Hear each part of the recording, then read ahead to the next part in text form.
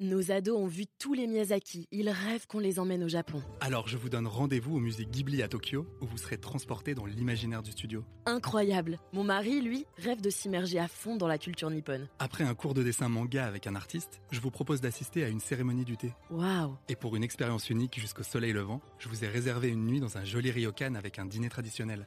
Je nous y vois déjà. Avec Marco Vasco, ne rêvez plus, vivez votre voyage l'esprit libre. Au rendez-vous sur marcovasco.fr pour imaginer votre prochain voyage sur mesure. Les podcasts du Figaro. Alain Decaux est mort en 2016 à l'âge de 90 ans. Beaucoup de Français se souviennent de lui et le regrettent. Conteur exceptionnel, il a enchanté plusieurs générations des années 50, 60, 70 et 80. Lorsque son visage apparaissait sur le petit écran, sérieux mais bienveillant, la famille se rassemblait pour écouter Monsieur le professeur. On allait s'instruire en découvrant des récits d'histoire passionnants. Le radeau de la Méduse, les amours d'Henri IV, Raspoutine à la cour du tsar, la vérité sur Titus et Bérénice. C'était le cours du soir de l'instituteur de la Troisième République, revu par Sacha Guitry.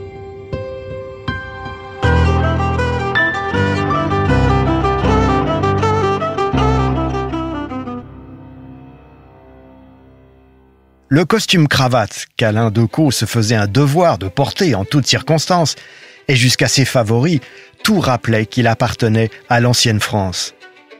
Né en 1925, il avait entendu, enfant, évoquer à la table familiale la Grande Guerre, encore toute proche, et la Belle Époque, si peu éloignée.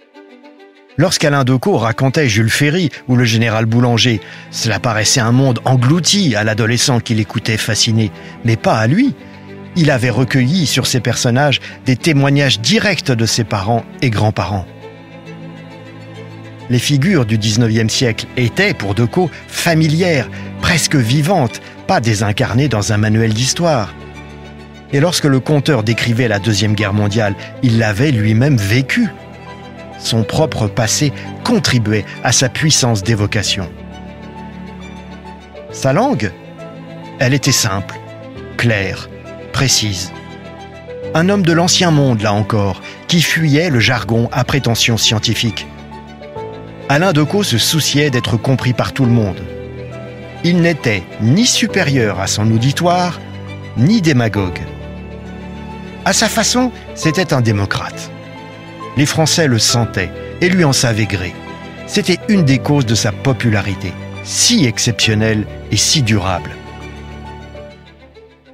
À sa flamme, à sa probité, il ajoutait la finesse du chirurgien.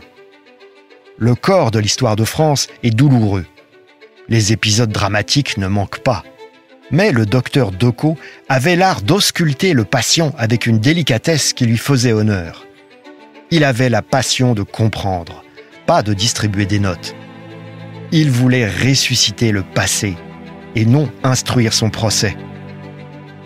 L'historien marquait de l'empathie à l'égard de chacun, sans abandonner la distance nécessaire. Même chez les pires personnages, il cherchait toujours quelque chose à sauver.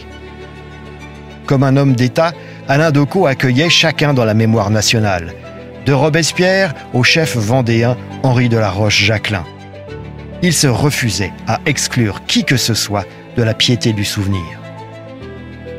Un jour, questionné sur les figures féminines qui lui étaient le plus chères, Decaux a répondu « Sainte Thérèse d'Avila et Louise Michel », c'est-à-dire la sainte catholique d'un côté, l'égérie de la commune de l'autre.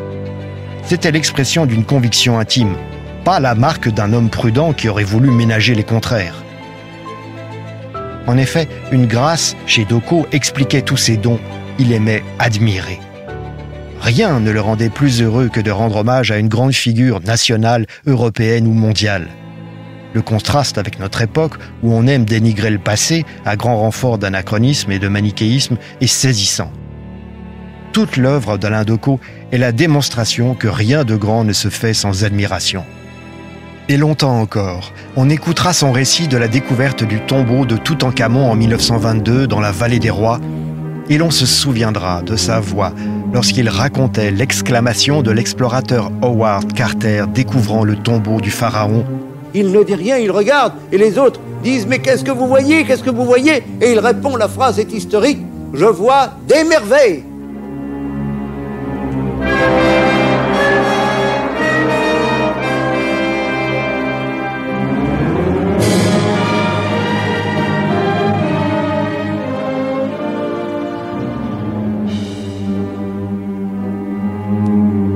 Merci d'avoir écouté ce podcast. Je suis Guillaume Perrault, rédacteur en chef au Figaro. Vous pouvez retrouver le Moment Histoire sur Figaro Radio, le site du Figaro et toutes les plateformes d'écoute. À bientôt.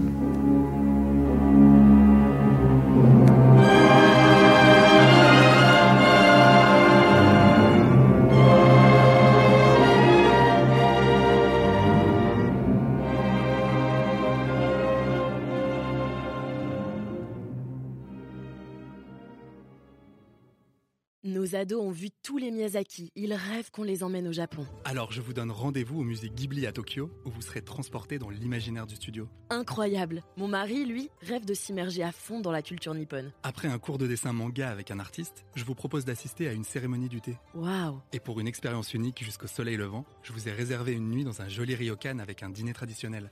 Je nous y vois déjà. Avec Marco Vasco, ne rêvez plus, vivez votre voyage l'esprit libre. Au rendez-vous sur marcovasco.fr pour imaginer votre prochain voyage sur mesure.